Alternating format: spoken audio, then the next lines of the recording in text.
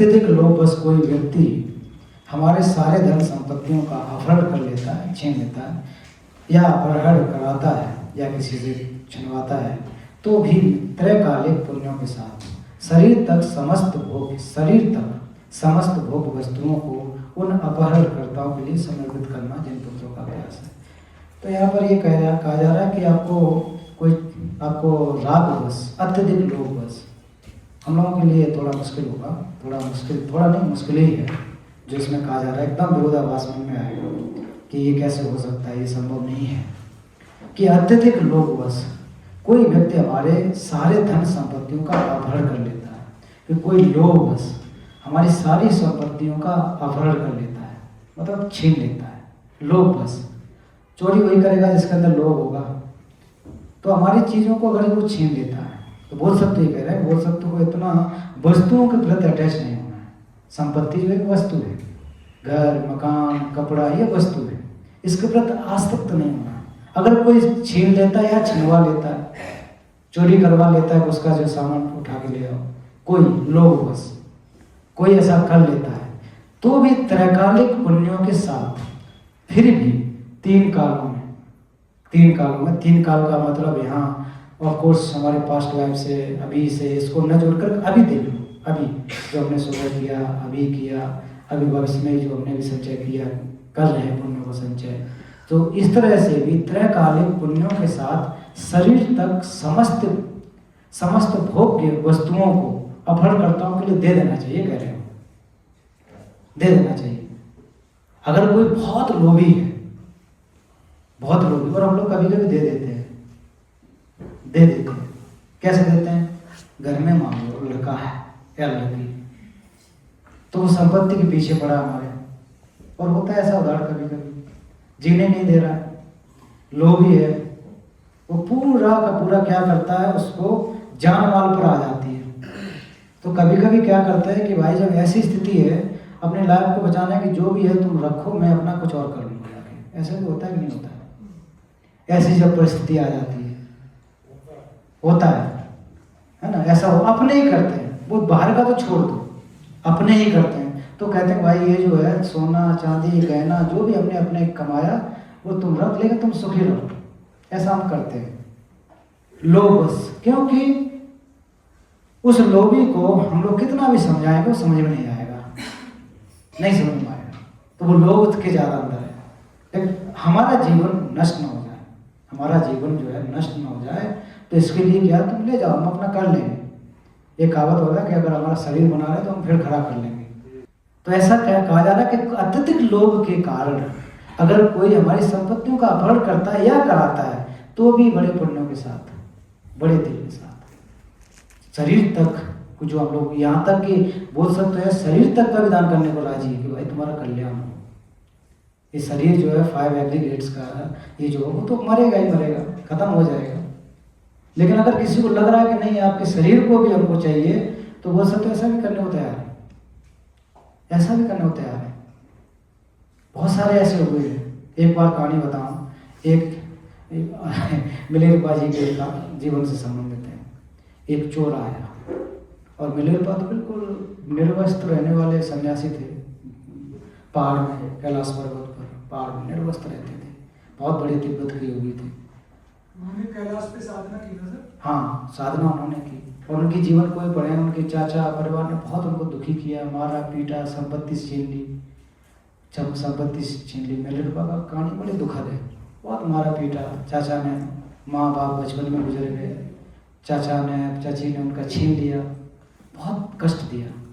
फिर उन्होंने जाकर के बाद में कुछ ऐसी विद्याएं सीखी जो कहा जाता है कि जिससे कि वो दूसरों को नुकसान पहुंचा सकते हैं। इससे बहुत चिड़िया है ना, बहुत सारे जानवर मारे गए, तो बहुत दुख हुआ कि मैं तो केवल नुकसान पहुंचाना चाह रहा था अपने चाचा चाची या भतीजे जो भाई है चचेरे, यहाँ तो मैंने कितने को मार दिया।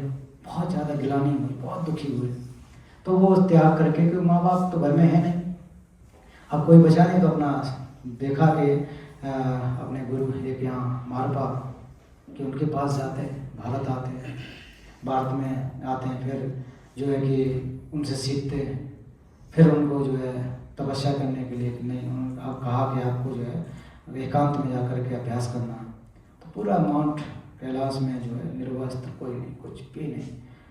जो अभी झाड़ी पत्ती उबाल के खाते थे, ऐसे कुछ कुछ खाते थे, जीते थे अपने। होता होगा जैसे आप पहाड़ में रह रहे, कभी कभी कुछ दे जाता होगा कुछ। तो एक बार ध्यान कर रहे थे रात में, तो एक चोर आया। चोर देख रहा चुपचाप, चोर चुपचाप ही देखेगा, टॉर्च तो लेके आएगा नहीं, चुपचाप देख रहा है ऐसे, कुछ मिल ही नहीं रहा है। तो मिलेरपा जी उससे बोले कि भाई मुझे दिन में नहीं दिखता है, तो रात में क्या ढूंढ रहा है? जब मेरे घर में मुझे दिन में कुछ नहीं दिखता, तो रात में क्या देख रहा है? दिन में आ जाओ और इसमें जो भी है ले जाओ, मेरे पास तो कुछ है ही नहीं। तो चोर को भी शर्म आने लगी कि जब मुझे रात दिन में नहीं दिखता, मेरे घर में कुछ है ही नहीं। त्याग के मतलब रियलिटी, ये कोई बहुत पहले की बात नहीं है। उनके कि ऐसा है तो आप दिन में ले जाओ, दिन में आकर के देखो, उजाले में आपको ज़्यादा मशक्कत भी नहीं करनी पड़ेगी, आराम से ले जा सकते हैं। मेरे पास कुछ है नहीं, कुछ ग्रंथ हैं, कुछ किताबें हैं, वही पढ़ रहा हूँ, बस तो ज़्यादा है नहीं, थोड़ी बहुत जो भी होगी तो मैं रह रहा हूँ। तो कहने का जो अपने जीवन पर भी अगर आ जाए तो ऐसे लोग ले जाओ, क्या करना, हम तो उतने में वो हैं। और जो वास्तव में मोदी को प्राप्त करना चाहता है, अभी ये एप्लीकेबल हम लोगों के ऊपर नहीं हो रहा है अभी, कि हम लोग अभी इतने जानकार भी नहीं हैं और अभी ये कर भी नहीं सकते हैं। धीरे धीरे धीरे धीरे प्रोसेस में आएगा तो आप कुछ भी देने को तैयार हो जाएंगे, दे सकते हैं, देने वाले लोग हैं, ले जाओ जो भी है आप ले जाइए, हम तो कर लेंगे, अपने आप में कर लेंगे। करने वाले हैं, हम ही लोग करते हैं और कोई बात नहीं करेगा। तो कोई बहुत ज़्यादा लोभ के कारण है तो दे देना चाहिए, शरीर तक भी जरूरत पड़े तो दे देना चाहिए। तिब्बत में इतनी अच्छी परंपरा है, मृत होने के बाद, अभी कुछ समय से बदल गया कि पहले से ही डिसाइडेड है कि मृत्यु हो जाए व्यक्ति तो वहाँ पर एक विशेष लोग हैं, तो उस बॉडी को घर वाले प्रार्थना करने के बाद जो भी समय हो फिर उसको दे देते, ऊपर पठार पे एकांत में जाके काट करके गिद्धों को खिला देते हैं। गिद्धों को, कीड़ों को, जो भी हो नदी में डालते, काटने वाले हैं छोटे छोटे पीस करके। जैसे गांव में हम लोग के पहले गाय भैंस मर जाती थी तो वो लेने आता था ना, तो लेकर के खिलाते थे, गिद्ध इतने खाते थे। तिब्बत में अभी भी कुछ जगह पर है, पहले लोग खिला देते थे। तो उनका कहना था मृत्यु होने के बाद इससे क्या करना है, ये तो दूसरे जीव का काम आएगा, कम से कम इस दूसरे जीव का काम आएगा। आज भी बहुत सारे लोग अपने शरीर को, बॉडी को डोनेट कर जाते हैं हॉस्पिटल में कि मेरा शरीर को मर जाने के बाद आप अस्पताल में जैसा जिसका उपयोग करना हो, आँख का, लंग्स का, तो कितनी बड़ी भावना। जीते जी नहीं, मृत होने के बाद आप ले जाइए। मृत होने के बाद इस शरीर को बचाई क्या, मिट्टी, उसको आप चाहे पानी में डाल दो, चाहे जला दो, चाहे रख लो, रखोगे तो और मुश्किल है, क्यों रख रखाव करना पड़ेगा, नहीं तो गल जाएगी, बास आएगी। तो दे देते लोगों का कल्याण होता है। जब दफना भी दी जाती है तो क्या लगता है आपको, ऐसे ही रहता है। वो गलती है तो उसमें लाखों करोड़ों कीड़े होते हैं ना, कीड़ों का भोजन बनते हैं। क्या जी, तो ऐसा जी ऐसा भी है। पारसी जैसे कह रहे छत पे रखो, कितना बढ़िया, इवन कहते हैं कि मेरा बॉडी तक दान देना पड़े, ऐसा नहीं कि अभी आकर के, इवन देना पड़े तो मौका ऐसा आए तो वो भी ले जाओ, शरीर तक भी दे देते हैं। और हम लोग जब गुजर जाता कोई तो बस डेड बॉडी चिपट के रो के परेशान है, क्योंकि अब अज्ञान है ना। जब तक जिंदा थे तब तक तो गाली देते रहे, और जब मर गए तब जाकर के उनको चिपट रहे हैं। ऐसा नहीं हम सभी, लेकिन ऐसा होता है कि बहुत तंग करते हैं, दुखी करते हैं माँ बाप को, पर उसको फिर उससे होगा क्या, वो शरीर को जाकर के आप दे दो, उनको अच्छे से जला दो, जो भी करो। तो जब तक हम लोग जीवित हैं तब तक हमारा वैल्यू है इस शरीर का, जब तक हम लोग जिंदा है तब तक वैल्यू, इसके बाद कोई वैल्यू नहीं है इसका। कहाँ पर डाले जाएंगे, कैसे, पहले भी मैंने उदाहरण दिया था, ये शरीर का हस्र ही होता है, क्या होता है, तो वो जब तक चित्त है इस वजह से। एनीवे, तो हम लोग इतने गहरे भावना भी होनी चाहिए, इतनी गहरी, जो कि चित्त में आसानी से नहीं आ पाते हैं, वो तभी जाकर के होंगे जब बहुत बहुत हम लोग अध्ययन करेंगे, बहुत वो विचार करेंगे। फिर अत्यधिक लोभ, बस ये लोभ की बात। नेक्स्ट है करुणा की अभिलाषा। इसमें करुणा के लिए अभिलाषा करने वाले, इच्छा करने वाले कैसे होते हैं, 15 में वे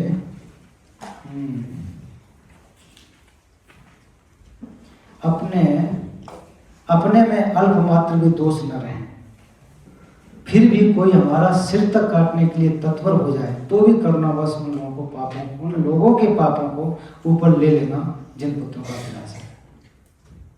अपने में ये महाकरुणा जिसके अंदर होगी वही संभव हो सकता है, जिसके अंदर थोड़ी बहुत विशाल करना होगी। वो कह रहे हैं कि अपने में अल्प मात्र भी दोष नहीं है। अगर मेरे में कोई अल्प मात्र भी बुराई नहीं है, कुछ भी दोष नहीं है, फिर भी कोई मेरे में कोई भी बुराई नहीं है, फिर भी कोई हमारा सिर तक काटने के लिए तत्पर हो जाए, हमारे में कोई बुराई नहीं है, किसी प्रकार का भी बुराई नहीं है, सिर भी काटने को तत्पर हो जाए, फिर भी जो काट रहा है करुणा, बस करुणा के प्रभाव से उसको पापों से बचाना चाहिए, पापों को लोगों के ऊपर ले लेना चाहिए, उनके पापों को अपने ऊपर ले लेना चाहिए।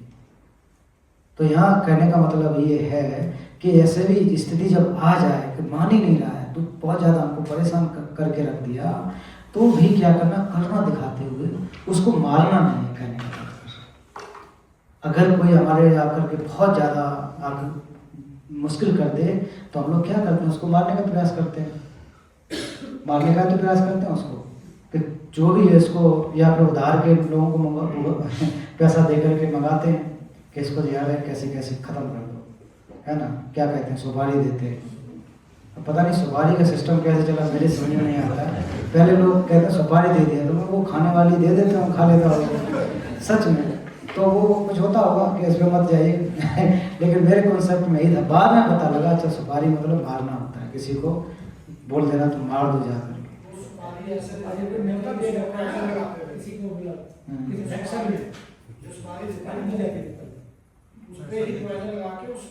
तो वही ऐसे ही चला होगा। सुपारी देना तो पहले जो तंबाकू वगैरह खाते होंगे तो आओ भाई सुपारी खा लो या भिजवा देते होंगे, यानी कुल मिलाकर के मारने का तरीका है सुपारी देना, ऐसी चीज़ होती है। तो ऐसे लोग अगर कोई करता है तो उन पर हमको फिर भी वो करना चाहिए, नहीं मारना चाहिए। अगर हम मारेंगे तो पाप हमको लगेगा, मनुष्य की हत्या करने के लिए, मनुष्य की हत्या करने के लिए पाप लगेगा। हम लोग नहीं सोच पाएंगे, अभी इसको यही रखते हैं, इतना हमारा डेवलप नहीं है माइंड अभी कि हम लोग कहेंगे हम कैसे करेंगे, हम साथ 2 थप्पड़ मारेंगे, एक मारेगा तो हैं, हम कम थोड़ी नहीं, हम 2 मार देंगे। ऐसा थोड़ी नहीं है कि हमको एक करे तो हम 2 मार दें, तो 4 मारने को ताकत है हमारे पास, इतने हमारे दोस्त हैं, सब आ जाएंगे, पीट देंगे उसको। तो ये बहुत बड़े माइंड की आवश्यकता है, बहुत बड़े जितनी। क्यों कह रहे हैं कि मृत्यु शरीर मर जाएगा, इसके पीछे का भावार्थ ये है। अगर हम कलुषित चित्त होकर मरेंगे तो हमारे चित्त में ये विक्षेप आएगा, बुराई आएगी, वही चित्त की संतति हो जाती है। तो वही चित्त की संतति होगी, निश्चित रूप से दुर्गति होगी। तो सामने वाला अगर हमको प्राण भी ले ले, लेकिन चित्त में विक्षेप बिल्कुल भी नहीं करना, बिल्कुल नहीं। इसका एक उदाहरण बताता हूँ। 1959 के बाद चीन में, आपने वो देखी डॉक्यूमेंट्री, तो चीन में जबरदस्ती तरीके से भिक्षुओं को, नन को, जनमानस को कितने बताए, 20 लाख, कितने लोग मारे, 20 लाख या कुछ 1-2 लाख, काफ़ी बता रहे थे संख्या ना, लगभग 20 लाख के आसपास बताते हैं, अभी तक हो गए होंगे। तो इतने लोगों को मार दिया बहुत निर्मम तरीके से। और एक मंक थे जो बहुत विद्वान, बहुत प्रकांड विद्वान, तिब्बत में नाम था खामेरिया के, वो ऐसे जैसे बुद्ध विहार जहाँ बहुत सारे भिक्षु उनको शिक्षा देते थे। तो चाइनीज जो सरकार ने उनको इस जुर्म में जेल में डाल दिया कि तुम पढ़ाते हो, धर्म पढ़ाते हो, धर्म का अभ्यास नहीं कर सकते हो। माओ से तुमने तो यही कहा कि जहर है, धर्म जो जहर है, माओ से तुम। तो उसके बाद वो ऐसे पढ़ाते तो उनको पकड़ लिया और भी मंक लोगों को जेल में डाल दिया 18 वर्ष तक। और करुणा पर बहुत बड़े एक साधक भी थे, पढ़ाते नहीं थे, साधक थे। इवन लोग कहते हैं वो साक्षात बोधसत्व थे, बहुत बहुत कार्मिक व्यक्ति। फिर रिहा होने के बाद धर्मशाला वृद्ध हो चुके थे, तब काफ़ी वृद्ध। धर्मशाला पहुँचे, कौन सी सन की बात है मुझे याद नहीं, 15 के आसपास कुछ रहा होगा, मैं भी उनको देखा। तो फिर परम पावन जी दलाई लामा के साथ वार्तालाप में दलाई लामा जी उनसे पूछा कि आपको ये कहानी सुनाई कभी जी कि आपको खतरा, कोई खतरा था जेल में, जब आप 18-20 साल तक जेल में रहे, बहुत यातना है जेल में, जो है ना, चाइना की जेल में वास्तव में बहुत यातनाएं हैं। जो लोग बताते हैं ना क्या क्या यातना है, बहुत खतरा। अपनी जेल में भारत में इतनी यातना नहीं, लोग आराम से घूम सकते हैं, क्या कर सकते हैं। और ऐसे खासकर तिब्बती लोगों के साथ में ज्यादती बहुत ज़्यादा है, महिलाओं के साथ, बच्चियों के साथ बहुत ज्यादती जेल में, बहुत ज़्यादा। कोई देख नहीं सकता, बाहर तो आ नहीं सकती खबर वहाँ की ना, बहुत ज़्यादा नुकसान वो है, ज्यादती है उनके ऊपर। तो दलाई लामा जी से वार्तालाप में उन्होंने कहा, हाँ परम पावन दलाई लामा जी, एक बार मुझे खतरा हुआ, खतरा लगा। तो दलाई लामा जी ने सोचा तुरंत, वो कहते हैं उनकी किताब में भी है, वो भी इसका साक्षात कहा उन्होंने कि मुझे लगा कि इनको जान का खतरा होगा।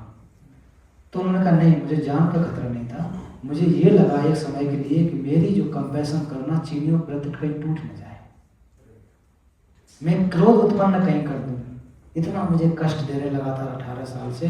तो मैंने ऐसे समय में कभी भी उनके प्रति करुणा को टूटने नहीं दिया। खतरा आया, खतरा आया, टूटने नहीं दिया।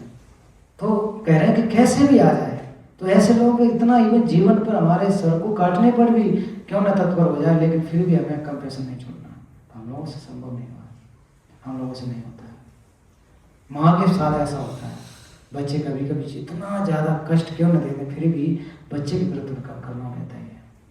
जैसे कि अंगुलमाल का देखो कहानी, अंगुलमाल को जब बुद्ध के समय खूंखार जो कि एक व्यक्ति बन गया था गुरु की वजह से, गलत गुरु की वजह से, है ना, गुरु ठीक था, कहते हैं कानाफूसी की वजह से, बहुत अच्छा था, पर पढ़ाई में बहुत ब्रिलियंट बच्चा कहा जा सकता है बहुत, लेकिन ऐसी शर्त रख दिया गया कभी कभी जो है ना, आउट ऑफ एंगर की वजह से, कि आप जो है 1000 लोगों का उंगली काट के लाओ।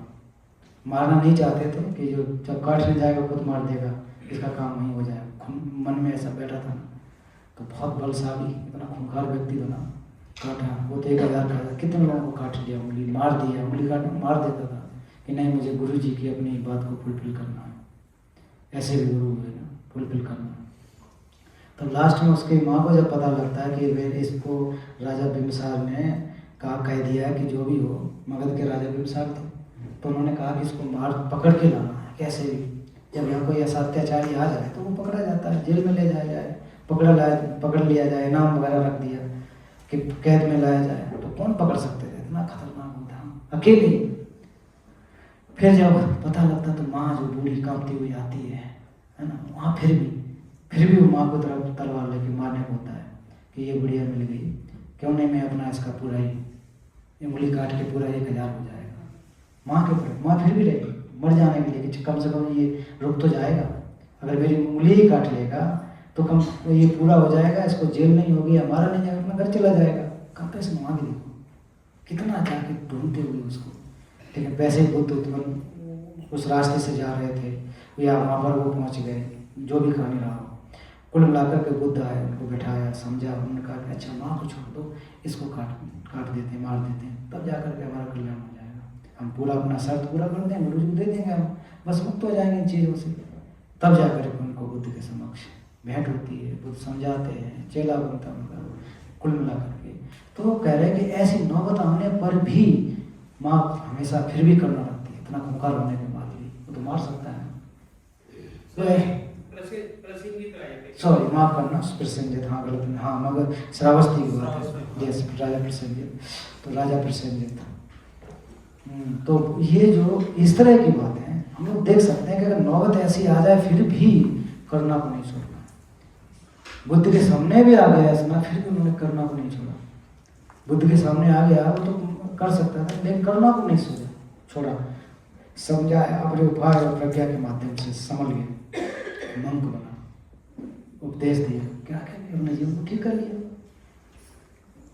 बाद में क्या गति होगी क्या नहीं वो तो बाद की विषय है, इसको हम लोग अभी नहीं करें। कुल मिला करके कि ऐसे समय में भी अपने आप को उसको पापों को नहीं आने देना। हाँ वो तो है आनंद, लेकिन अपने पापों को किसी को लेना नहीं, किसी को होने नहीं देना। अगर ऐसे भी और भी कहानी है, बोध शब्दों की कहानी है कि कैसे कैसे 500 बोध शब्द जा रहे हैं, वहाँ भी एक वो है। खैर कहानी में कह के होते हैं, इस पर हम लोग छोड़े, करुणा का अभ्यास किया जा सकता है। मैत्री, नेक्स्ट है प्रेम, मैत्री 16 में कुछ लोग नाना प्रकार के अपशब्दों से त्रिशास्त्र पर्यंत हमारे दोषों की चर्चा क्यों न करें, फिर भी मैत्री चित्त पूर्वक पुनः उनके गुरुओं का आख्यान करना चाहिए। कुछ लोगों की आदत होती है कि हमारी हमेशा बुराई करते रहते हैं, कुछ भी हमें बुराई नहीं है, बुराई करते रहते हैं, हमेशा हमेशा बुराई, जहाँ भी जाए तहाँ बुराई, कहीं भी जाए वहीं बुराई शुरू कर देते हैं। तो ऐसे लोगों को कह रहे हैं कि हमारे जितने भी अपशब्दों से नाना प्रकार के गाली गलौज चुगली क्या क्या करते हैं, हमारे जो तमाम तरह के हजारों की संख्या में हमारे पास जो पुण्य है या जो गुण है, लेकिन उनको दोषों के रूप में दिखता है। पर्याप्त हमारे दोषों की ही चर्चा क्यों ना करें, क्यों ना हमारे वो बुराइयां करते रहे, फिर भी मैत्री चित्त पूर्वक होकर के, फिर भी हम मैत्री प्रेम के रूप में, क्योंकि हम जानते हैं कि हमारे अंदर बुराई है कि नहीं, है ना। व्यक्ति भी जानेगा कि उसके अंदर बुराई है कि नहीं, दूसरा नहीं देख सकता। मेरे अंदर कितनी बुराइयां आपको पता नहीं, आपके अंदर कितनी बुराइयां आपको पता नहीं।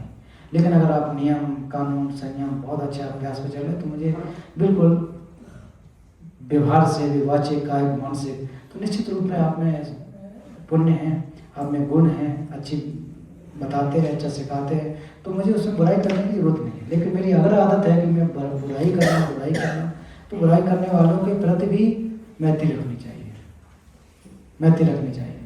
दलाई लामा जी को चाणक्य सरकार, लोग नहीं, चाणक्य सरकार डिमन कहते हैं, दैत्य है, सेपरेटिस्ट है, क्या क्या है, फिर भी दलाई लामा जब अपने प्रश्न पूछते हैं वो मुस्कुराते हैं, क्यों एंगर करना है। वो कहते हैं कि अज्ञान है, जो व्यक्ति मेरी बुराई कर रहा है बेमतलब में या द्वेष रखा, वो अज्ञान है, अज्ञान है।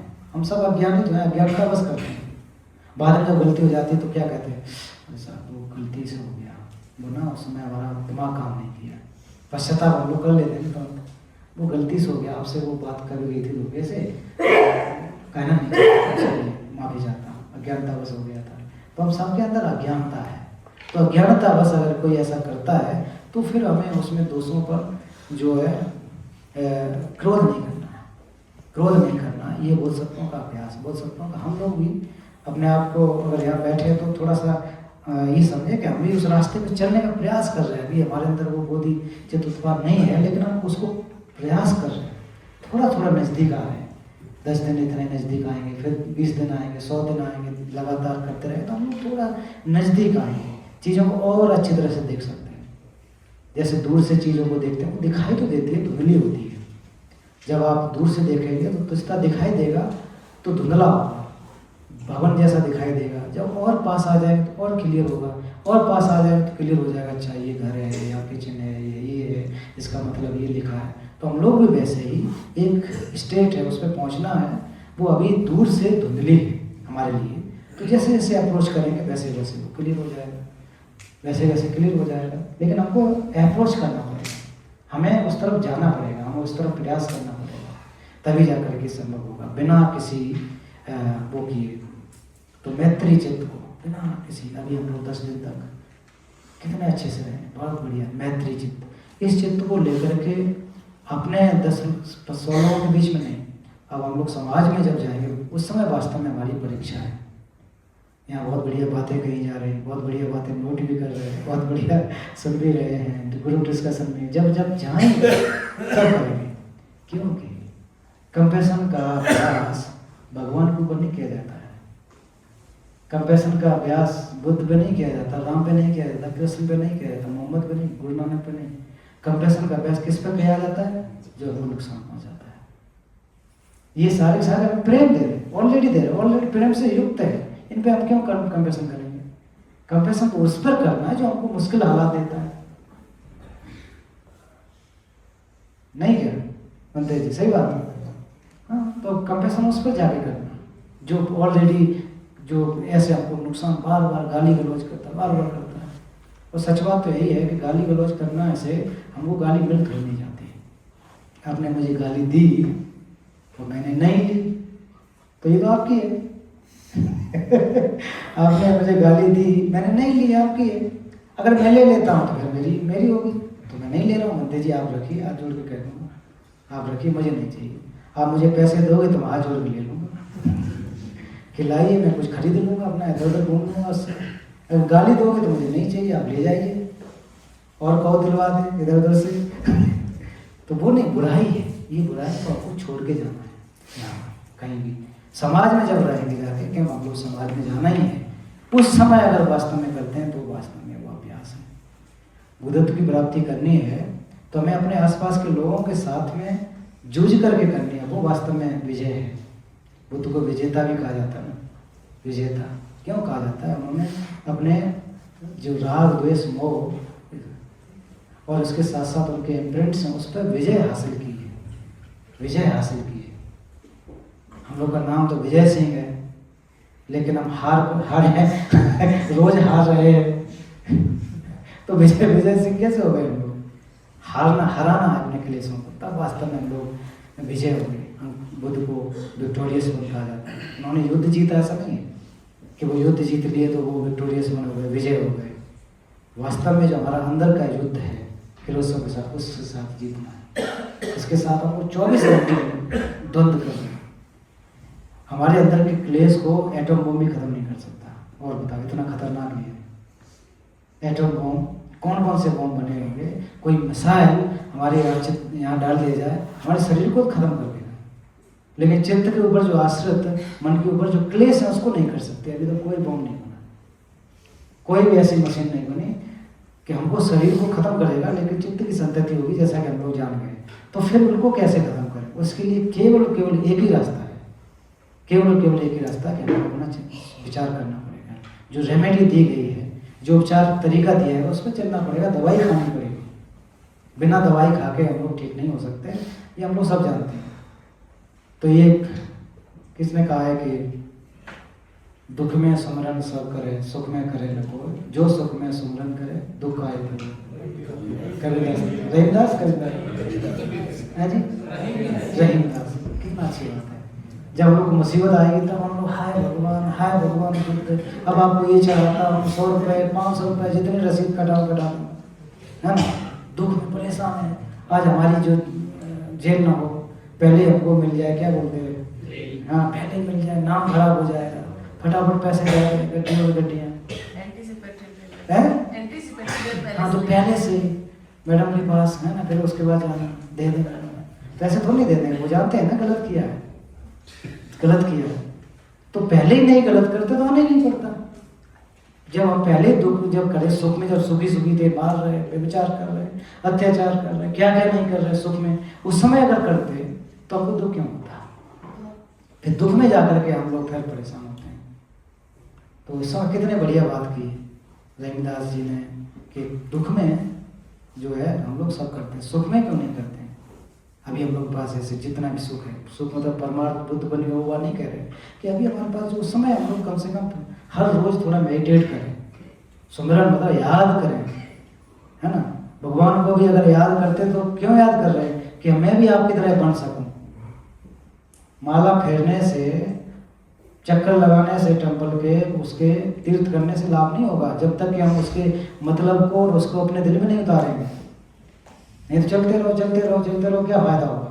कितने कुत्ता के लिए चलते रहते हैं, है ना, तो क्या फायदा होगा? उनको अभी प्रज्ञा नहीं है। हमारे पास प्रज्ञा है कि हम कम से कम विचार कर सकते हैं, अर्थ को जान, है ना, शब्द को, केवल शब्दों में न उलझे। जाप करने से नहीं होगा, अर्थ को जब करेंगे तो मीनिंग रिफ्लेक्ट होगी। मीनिंग रिफ्लेक्ट होगा तो हमारे मन में परिवर्तन लेके आएगा। ये हमारा हमेशा विचार होना चाहिए, है ना। पोथी पढ़ जग मोया पंडित भयानक हो, ढाई आकर प्रेम के परे से पंडित हो। तो ढाई आकर जो आज लौकिक में कहा जा रहा, बोली यहाँ कह रहा है कि आप जो हमारी मैत्री, यही तो बात है। यहाँ जोड़ के देख सकते हैं कंपैशन, कि हम लोग किताब पढ़े लिखे, डिग्री उससे नहीं होगा। अगर जिस दिन हम कंपैशन ही मात्र कर पाए, और हम लोग अक्सर नकार देते हैं ना गाँव के जो बुजुर्ग लोग, तुम पढ़े लिखे नहीं हो। पढ़े लिखे मतलब उनके पास कागज नहीं है, लेकिन वो हमसे कहीं ज़्यादा पढ़े लिखे हैं। वो चीज़ों को जो वो कर सकते हैं हम नहीं कर सकते, कारुणिक मदद करते हैं। और हम लोग डिग्री धारक लोग कभी ऐसे लोग भी हैं जो बहुत डिग्री है, द्वेष बहुत ज़्यादा, कितना क्रोध कहेगा हम गुड में आर्टिस्ट हैं साहब। अहंकार, मैं जानता हूँ मेरे से ज़्यादा कोई नहीं हो सकता है। अगर वाकई पढ़े लिखे हैं तो एक अहंकार को कम करता है।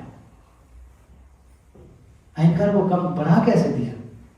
हमारे क्षेत्र में भी हैं, इवन बनते हैं, गोल्ड मेडलिस्ट बोलते हैं, और बोलते समय ऐसा क्रोध में बोले तो किस बात का भाई हुआ? घमंड। तो आप कैसे कहें? ये शिक्षा घमंड को तोड़ती है। और वो भी त्रिशिक्षा, शील समाधि प्रज्ञा। शील समाधि प्रज्ञा हमारे घमंड को तोड़ती है। अगर हम ऐसे उत्पाद करें तो हम पढ़े लिखे, फिर तो इससे अच्छा तो हमारे गांव में बैल चलाने वाले, खेती करने वाले, वो ज़्यादा पढ़े लिखे ना। क्रोध में ये तोड़ता है। जिसके पास जितने अच्छे ज़्यादा गुण होंगे वो उतना झुकाव होगा। आम के पास देखो झुकाव होता है, और खजूर देखो है ना, खजूर देखो सीधा चिड़िया पत्थर बैठने से डर लगता है। बड़े हुए तो क्या हुए, पेड़ जैसे पेड़ खजूर, पंछी को छाया नहीं, फल ला गया तो दूर। तो हम लोग इतने क्यों बड़े हो जाए क्योंकि हम किसी के मतलब के ही नहीं रहे। ऐसे बने आम जैसे जो जिसके आसपास लोग घिरे रहे कि कब गिरेगा तब उनको खाने को मिलेगा। बबूल के नीचे कौन बैठना चाहता है, और आम के नीचे सब बैठना चाहते हैं। तो मतलब गुण है उसमें, विशेषता है, वहां से हमको कुछ प्राप्त हो सकता है। ऐसे हमको बनना है ना। जो गुरु कहा जाता है, गुरु का मतलब होता है भारीपन। शरीर से खा खा के भारी होगा वो नहीं, भारी मतलब ज्ञान में भारी। लामा, तो तिब्बती में लामा उपयोग, लाना में पा, इससे ऊपर ना हो। इससे ऊपर किसमें, ज्ञान से, ज्ञान से ऊपर ना हो। तो सर्वश्रेष्ठ गुरु जो भी जिस पंथ परंपरा के जो है वो गुरु है, वो ज्ञान में श्रेष्ठ है। ऐसे देखना हमको गुरु क्यों जी, गुरु का मतलब है भारी, जिसमें ज्ञान में जो भारी उसको गुरु कहा जाता है, उसको कहा जाता है गुरु। तो ऐसे हमको बनना है, भारी बनना है ज्ञान में। शारीरिक रूप से भारी नहीं बनना है, ज्ञान में भारी बने, जिसको सब कोई आकर के उसके आपके शरण में आए, आपके आसपास रहे, जिससे कि वो लेके जा सके। तो यहाँ कहा वो कैसे बनेंगे, मैत्री चित्तपूर्वक, करुणा रूपी चित्तपूर्वक। नेक्स्ट में, अनेक जन समुदाय के सम्मुख कोई व्यक्ति हमारे दोषों का आख्यान करे, अपशब्दों का व्यवहार करे, तो भी उसके प्रति कल्याण मित्र का भाव रखना चाहिए। रखकर विनम्रता से आदरपूर्वक आदर करना चाहिए। कल्याण मित्र जो हमारा कल्याण करे। अब यहाँ जो हमारी बुराई करता है उसको कल्याण मित्र कहा गया।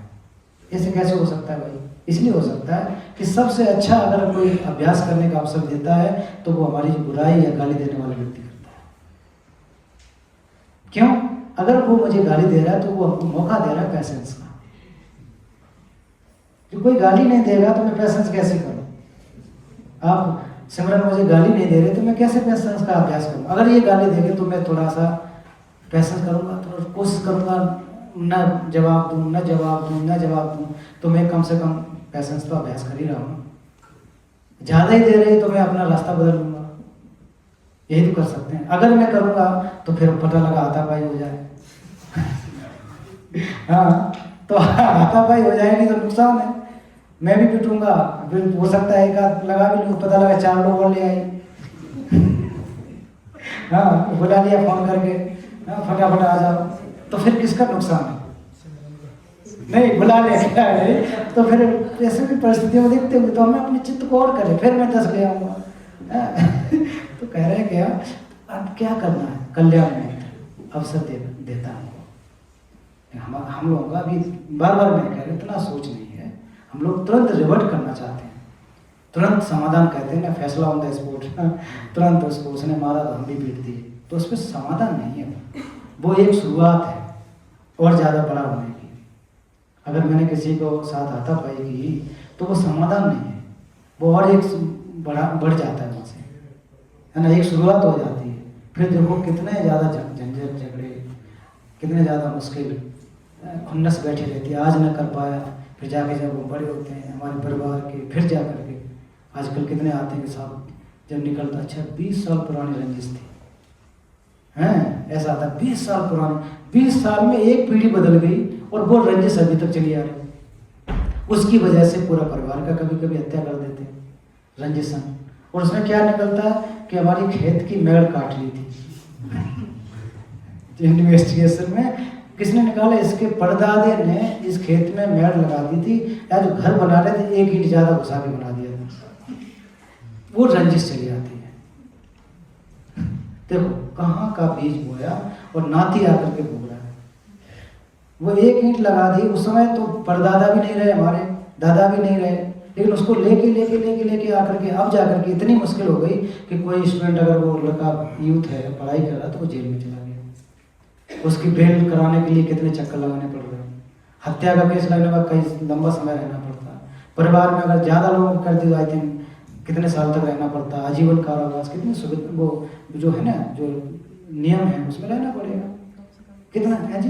कम से कम 21 साल 20 अब बताइए कि साल में पूरा जवानी चली जाएगी। अभी अभी मान लो सिद्धार्थ बीएससी कर रहा है, अगर ये हत्या कर दे 21 साल रहेगा, 40 का हो जाएगा, तो 40 के बाद तुमको कौन सा बीए में एडमिशन को मिलेगा? और मिलेगा अभी तब तक आप 40 बताओ, इतना होने के बाद फिर क्या करोगे? तब तक कितने लाख रुपए खर्च हो गए होंगे करके, कितने खर्च हो गए होंगे, कितना दुख हुआ होगा। तो उसी समय अगर हमने कहा होगा गाली का छोड़ दे, इसको कम से कम मौका दे रहा है, घर का अभ्यास अगर कर लेते हैं, लगता हमको ये ऐसा लगता है कि अजीब है, लेकिन वास्तव रियलिटी यही है, रियलिटी यही है। इसको अगर हम रास्ता मोड़ लेंगे तो हम बहुत दूरी तक जा सकते हैं। उदाहरण देखिए नदी का। नदी क्यों टेढ़ी होती है? क्योंकि उसको सामने अगर पहाड़ दिखता है टकरा तो वो रास्ता मोड़ लेती है। मोड़ते फिर देखा सिटी आया, फिर मोड़ लिया, फिर देखा पेड़ है, मोड़ दिया, उससे टकराती नहीं नदी, और सीधा जाके समुद्र में मिल जाती है। और नहरें जो होती हैं वो बनाई जाती हैं सीधी, कुछ दिन तक रहती हैं, वो सूख जाती हैं, क्योंकि उनमें स्रोत है कि यहीं से पानी छोड़ा जाएगा। और नदियों का स्रोत अविरल है, लगातार चलता है, और उसको मिलना नहीं उसमें। तो नदी से हम लोग कुछ सीख सकते हैं, टकराना नहीं है कि हम उससे सीख सकते हैं। टेढ़ी इसलिए होती है नदी, वो अब समुद्र में मिल जाकर के वो भी समुद्र बन जाती है। तो हम लोगों को भी ऐसे घूमते घूमते रास्ता अपनाते अपनाते क्या करना चाहिए? एक बड़े लक्ष्य की प्राप्त करने की कोशिश करना चाहिए। इसलिए जो हमको बुराई भी करता है तो कल्याण मित्र के भाव से देखो, ये कह रहे हैं। ये कोई धर्म की बात हो ऐसा नहीं, बिल्कुल ऐसा है कि हम लोग कर सकते हैं अनेक जन समुदाय के। अपने नेक्स्ट 18, अपनी संतान के समान सस्नेह पाले हुए व्यक्ति यदि हमको दुश्मन की तरह से भी दिखता है तो भी रोग से ग्रस्त पुत्र के समान उसके प्रति अत्यधिक दया भाव रखना चाहिए। हम लोग कभी कभी क्या करते हैं, किसी को मदद करते हैं, स्कॉलरशिप देते हैं। मान लीजिए कोई स्टूडेंट है, सिद्धार्थ है, तो स्कॉलरशिप दे रहे हैं, पीएचडी कर लिया, नौकरी लग गया, बाद में जाकर के ये क्या करता है कि हमको दुश्मन की तरह दिखता है। कोई बात हो गई, हमें भी गलती, दुश्मन की तरह देखने लगा। तब भी हमको क्या करना चाहिए? जैसा मैंने पहले किया था अपने बच्चे के समान, सस्नेह, बहुत करुणा के साथ, प्रेम के साथ, हर वक्त ध्यान रखा, हर वक्त पैसे दिए, मानसिक रूप से उसका वो किया, सब कुछ किया। तो भी ऐसे समय में अगर वो हमको मुझे दुश्मन की तरह दिखता है तो भी रोग से ग्रस्त पुत्र के समान देखना है, छोड़ना नहीं है उसको। तो भी रोग से, अगर हमारा बच्चा रोग से ग्रस्त है तो हम लोग क्या करेंगे? फिर भी केयर करेंगे ना, उसका केयर करेंगे। जैसे अपने बेटे की, बच्चे की, भाई बहन की, माँ बाप की अगर हम लोग देखभाल करते हैं, उसी प्रकार से जो हमको भले ही बुरा भला बोल रहा हो, क्यों? इसलिए वो अभी बेचारा है, मन उसका कलुषित हुआ है। व्यक्ति ठीक है, मन खराब हो गया, उसकी ऐसी संगति होगी या मेरे में कुछ गलती नहीं होगी जिसकी वजह से उसका मन खराब हो गया, कोई बात नहीं, लेकिन मैंने तो इसका लालन पालन किया, वो अपनी जिंदगी तो चला रहा है कम से कम। और हम लोग कर भी गए पालने और बार बार ताना देते हैं, मेरी वजह से हुआ, तुम मेरी वजह से हुआ, मैंने नहीं किया होता तो अभी तो क्या क्या नहीं होता, क्या नहीं कर रहा होता। हमने अपना किया, वो कर लिया, अब उसकी इच्छा है। अगर वो मेरा देख रखाव कर रहा है तो ठीक है, अगर नहीं भी कर रहा है तब भी हमें उसके रोग से ग्रस्त पुत्र के समान अत्यधिक दया भाव के साथ, क्योंकि मन खराब हुआ है, कलुषित हुआ है, उसके अंदर भी क्लेश है। उसको क्लेश को अगर वो नहीं समझ पा रहा है तो मंदिर जी को भेजेंगे हम, मंदिर थोड़ा जाके उसको बात करवाइए, मुझसे नहीं कर रहा है, थोड़ा सा इनडायरेक्टली क्या हुआ भाई पूछेगा, अच्छा इन्होंने ऐसा कह दिया था, तो फिर अब उसको हमको सोचना चाहिए, बैठना चाहिए कि अच्छा ऐसा मैंने कहा था, अरे भाई सिद्धार्थ गलती हो गया, कोई बात नहीं, उसमें कोई बुराई थोड़ी नहीं है, उससे कर सकते हैं लोग ना, कर सकते हैं। बट ये क्यों नहीं आता है? हमारा ईगो, अरे मैं तो गुरु जी की तरह लूँगा, ट्रांसलेटर हूँ, मैं यहाँ पढ़ा रहा हूँ, मैं क्या हूँ सॉरी बोलूँगा, मैं तो इतने दुनिया गया, ऐसा जानता हूँ, ये करूँगा तो मैं बेवकूफ़ हूँ। इससे बड़ा बेवकूफ़ कोई नहीं है, कोई काम नहीं आएगा। पढ़ाई करने के बाद घमंड, इतना घमंड तो मुझे रोकेगा आपके साथ जाने से, आपके साथ जाने से रोकेगा। यही चीज़ जो है ना, बैरियर, बड़ा वाला बैरियर, ये बैरियर आपको रोकता है। तो इसको दया भाव से, अगर मानता नहीं है फिर भी, मैं एक आपको फंडा बताता हूँ, फिर भी ना माने तो उसमें पढ़ो मत पीछे। क्यों ना पढ़ो? जो सामने वो पहले प्रयास करो बिना किसी गुस्सा के, फिर क्या करो, रहने दो वैसा ही। बुद्धचर्या अवतार के 6 चैप्टर का 10वां श्लोक में कहा जाता है जैसे जैसे योनाने दिला निगाची सदा जैसे जैसे योनाने दिला निगाची सफेद। मतलब अगर किसी चीज का प्रतिकार करना बदलना संभव है तो उसको आप करो। अगर किसी चीज में आप बदलाव नहीं करना है तो क्रोध करने से फायदा क्या फायदा? अपना माथा क्यों लगाना है पत्थर में?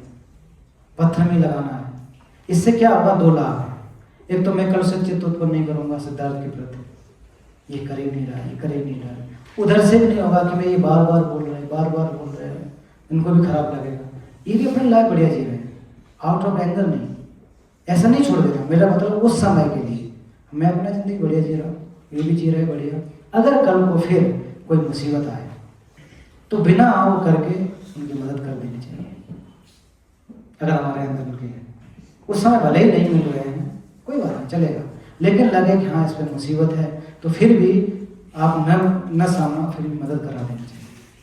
अगर बड़ा दिल है तो उपेक्षा भाव, उससे क्या दोनों ही ठीक है।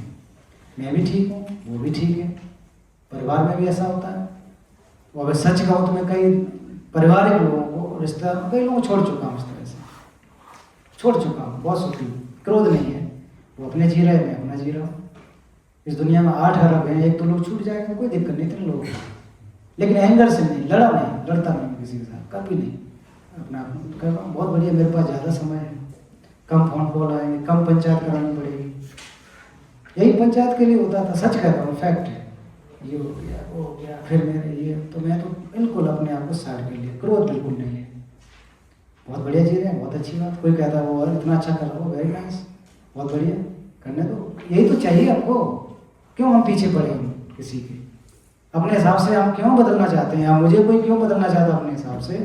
अगर आपको लग रहा है कि मेरे लिए जो सुटेबल है तो गो फॉर इट, लेकिन पीछे जब अगर कल को मुसीबत आएगी तो मैं जरूर मदद करूँगा। अभी भी बोल रहा हूँ, बिना बोले मदद करूँगा, क्योंकि दिक्कत में मदद करना हमारा कर्तव्य है। अगर ऐसे में नहीं समझ में आ रहा है तो जस्ट हम लोग पीछे रहेगा। क्रिकेट में बहुत अच्छी एक बात आती है ना, बैक फुट पे जाके छक्का मारा। कभी कभी लाइफ में बैक फुट पे जाना बहुत जरूरी है। अगर हम बैक फुट पे नहीं जाएंगे तो आउट हो जाएंगे। कभी फ्रंट फुट पे भी आना चाहिए, कभी बैक फुट पे। तो बैक फुट पे आएंगे नहीं, वहीं खड़े रहेंगे तो आउट हो जाएंगे। वहाँ होशियारी है, उसमें कुछ नहीं बदला। थोड़ा पीछे आके फिर अगर हम करें उस चीज़ को अच्छा कर सकते हैं। क्या गलत तो नहीं कह रहा हूँ? क्रिकेट जो जानने वाले लोग हैं तो कभी कभी सम टाइम के लिए, अच्छे के लिए, सामने वाले के लिए अच्छे के लिए, अपने आप के लिए अच्छे के लिए, तो वो भी उस समय आपके वास्तव में एक कल्याण मित्र है, कल्याण कर रहे मित्र है, उसके कल्याण करने वाले।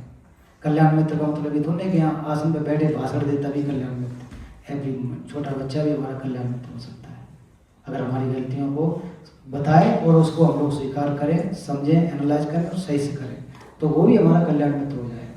कल्याण करने वाले मित्र ना, पहले पढ़ चुके हैं, दुष्ट मित्र, कल्याण मित्र, इसके बारे में जान चुके हैं। ऐसे अभी कभी कल्याण मित्र का भाव रखकर विनम्रता से, आदर पूर्वक अगर ऐसा करेंगे तो वो क्या होगा? बोधसत्वों का अभ्यास है।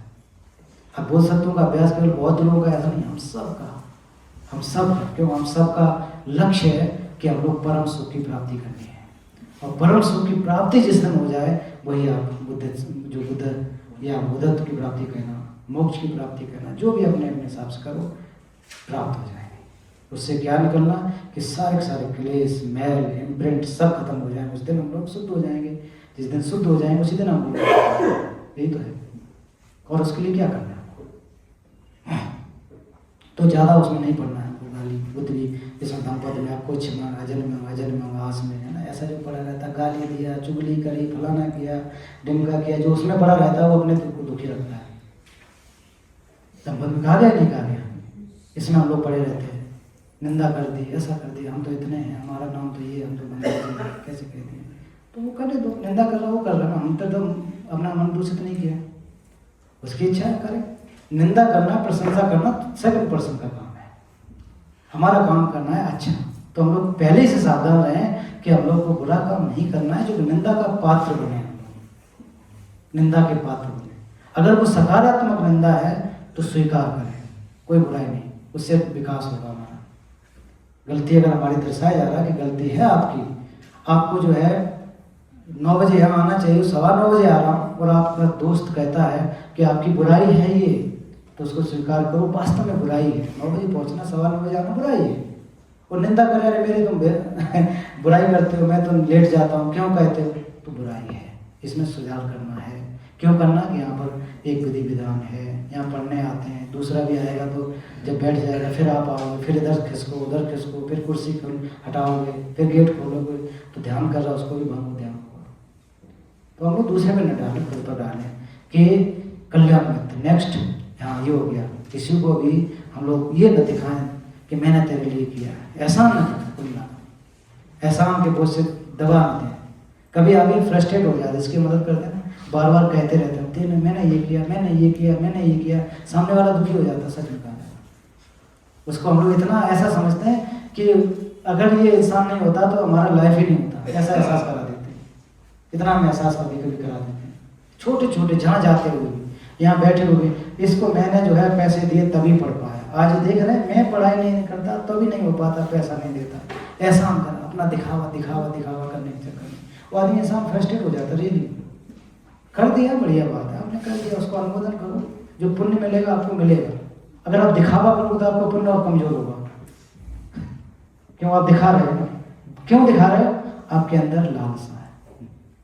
जो लौकिक धर्म, 8 लौकिक धर्म बताए होंगे, उसमें से लालसा, यश होना चाहिए मेरा, गुणगान होना चाहिए, हैं, यश चाहते हैं, प्रशंसा चाहते हैं लोग, ना प्रशंसा, प्रशंसा हो, हाँ अच्छा कैलाश जी ने इसको पैसा दिया, ये तो बहुत बढ़िया बात है, मैं भी फूल के एकदम गुब्बारा बन, हाँ मैंने दिया इसको, तो मेरे अंदर क्रोध बढ़ा कि नहीं, क्लेश बढ़ा, क्रोध नहीं क्लेश बढ़ा कि नहीं, क्लेश बढ़ा लिया कि मैं जो मैं है नहीं, रियलिटी में कल पड़ा कि मैंने किया। तो ये जो मैं कर रहा हूँ, दिखा रहा हूँ, उस आदमी को भी दिक्कत, उसको तो कम लगेगा, लेकिन मेरी जो चित्त की स्थिति है वो और विकृत हो जाएगी।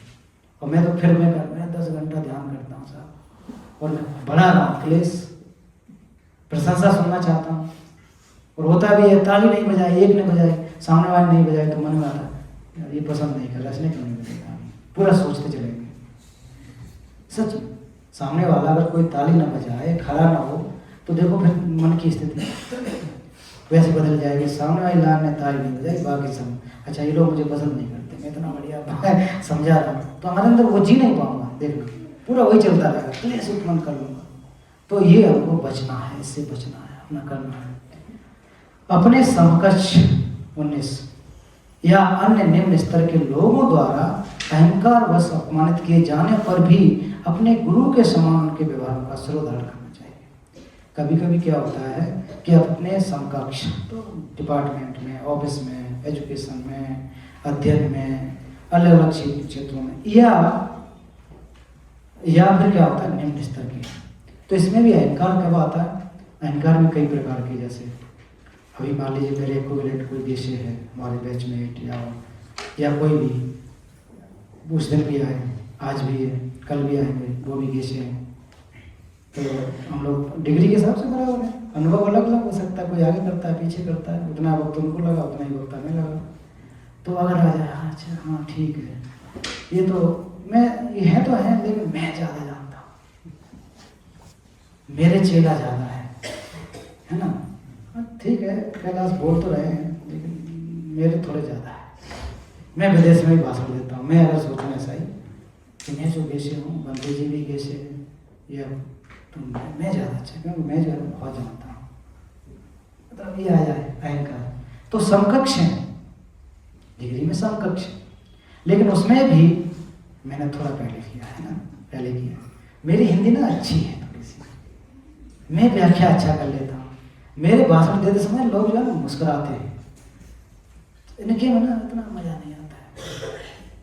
तो ये भी एक तुलना है कि नहीं। जब डिपार्टमेंट में मैं IAS थोड़ा ज़्यादा अच्छा, मैंने जो है कंपनी नंबर ज़्यादा लाए थे, डिग्री बराबर है, पोस्ट भी बराबर है, मैं थोड़ा ज़्यादा कर लेता हूँ। जब उसमें आ जाए बराबर है, समकक्ष होता ही नहीं होता है पता।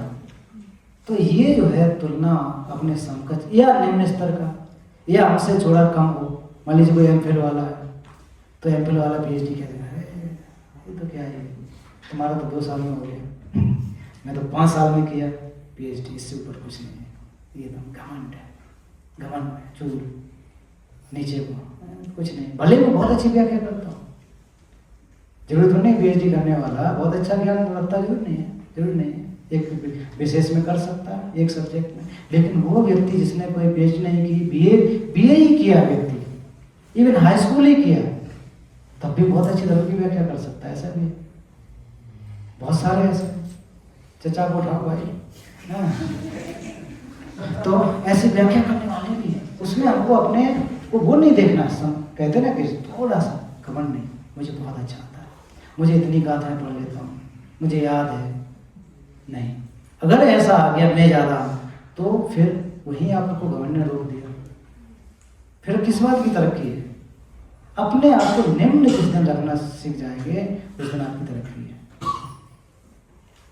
तो जो अष्टपद पढ़ाए होंगे ना, 8 जो आपके पास किताब है, उसमें भी कहा जाता है कि मैं अपने आप को निम्नतम रखूंगा, निम्नतम रख के, उनको सर पे रख के, ऐसा शब्द उपयोग हुआ ना, अन्य लोगों को अपने शिरोमणि के रूप में समझूंगा, सिरों पे मणि, मतलब उनको सुप्रीम, मैं अपने आप को निम्न। कौन कह रहा है इसमें? ये बहुत बड़े विद्वान है। तो समक्ष भी समकक्ष भी हमें अपने उसको बदलना नहीं। समकक्ष या निम्न स्तर के लोगों द्वारा अहंकार बस अपमानित किए जाने पर भी गुरु के समान, अपने गुरु के समान उनके व्यवहारों को सर्वधारण करना चाहिए। जैसे हमारा गुरु जी इंस्ट्रक्शन देते हैं तो हम लोग ओके गुरु जी, हाँ सर, नो सर, हम लोग अवहेलना नहीं करते, सम्मान भी होता है, ज्ञान भी होता है। तो उनको भी गुरु के रूप में समझें, क्योंकि हमें मौका दे रहा है, पैसेंस का, धैर्य का अवसर दे रहा है। विचार करने के हम गुस्सा न करें, अहंकार न करें, मैं ऊंचा हूँ, मैं ये डिग्री है, मैंने इतना कर लिया, ये हमको मौका दे रहा है। उसको गुरु के रूप में देखना चाहिए, उनको अपने आचार्य के रूप में देखना चाहिए, दया भाव सिरोधारण कर, तो फिर भी उनके व्यवहारों को सिरोधारण। हम लोगों से संभव है? कैसा संभव है? सच बताना नहीं होगा, क्योंकि मैं ऐसा हो जाऊंगा फिर मेरी वैल्यू क्या रहेगी? वैल्यू पड़ेगा। मेरा नाम यस अपयस, यस यस करना चाहते हैं, अपयस नहीं चाहते हैं, लाभ चाहते हैं, हानि नहीं चाहते, सुख चाहते हैं, दुख नहीं चाहते हैं, है ना, प्रशंसा, निंदा चाहते हैं, निंदा नहीं चाहते हैं, अहंकार, गुणगान चाहते हैं। यही तो 8 श्लोक के धर्म में, 8 श्लोक के धर्म में तो इसी में तो पढ़े हम लोग, गुणगान गुणगान गुणगान। अब बताओ, जब मृत्यु हो जाएगा तो हम लोग गुणगान किए कि नहीं किए देखने आएंगे क्या? लेकिन चित्त तो जाएगा हमारा, चित्त की संतति होगी। तो क्यों हम इसमें इतने ज्यादा पड़े हैं? आपको लग रहा है कि पूरी दुनिया हमारे गुणगान करेगा?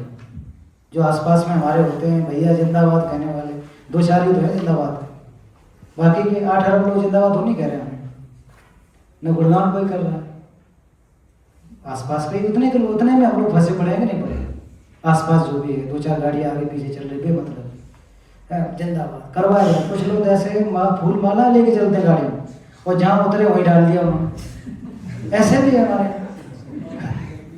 सच में, खुद गाड़ी में वही गाड़ी फट से हाथ दली, माला उतार के रखी, फिर आगे गए वही माला फिर ऐसे भी क्यों भाई राहुल? हाँ ऐसे भी, तो माला उतारते ही सब इतने पहले, हाँ पहले तो वो रख के, सच में मैंने देखा, पहले आगे आगे टीम चलती है, माला टीम माला टीम एक मंच पर रहता, फलाने भैया जी पधार रहे हैं, पधार रहे हैं भैया जी, ऐसे हाथ जोड़ जोड़ के करे। हाँ, बड़े समाज सेवी देंगे केला, फोटो, एक फोटो खिंचाएंगे इसके साथ, बड़े समाज सेवी। अब दो ना, आप गर्मी पड़ रही है, एसी तो, पंखा तो, कूलर तो, ऐसे भी होंगे, लेकिन जो हम कह रहे हैं ना वरिष्ठ, तो आप जाके एसी दो, सबको गर्मी में बचे, कंबल दे करके। हाँ चलो अच्छी बात है, बहुत अच्छी बात है, मतलब उनका अभिनय नहीं, लेकिन दिखावा कितना है ना। माला टीम है क्या होती है ना, पहले से मैं जानता हूँ, माला टीम वही चलते रहते, फिर पानी में छिड़क के काम चलाते, फूल सूख जाते। ऐसे भी, इससे क्या होगा? दिखावा वाली जिंदगी जीने से। तो क्या कहना है, हमको उसमें नहीं पड़ना है भाई, ऐसी टीम में शामिल नहीं होता है, उनको मौका दें। फिर अगला क्या आएगा? अभी मैं यहाँ समाप्त मतलब कौन सा श्लोक हुआ? अब आप लोग थके होंगे, अब मैं ब्रेक देता हूँ आपको। 19 पढ़ लिया ना, 20वां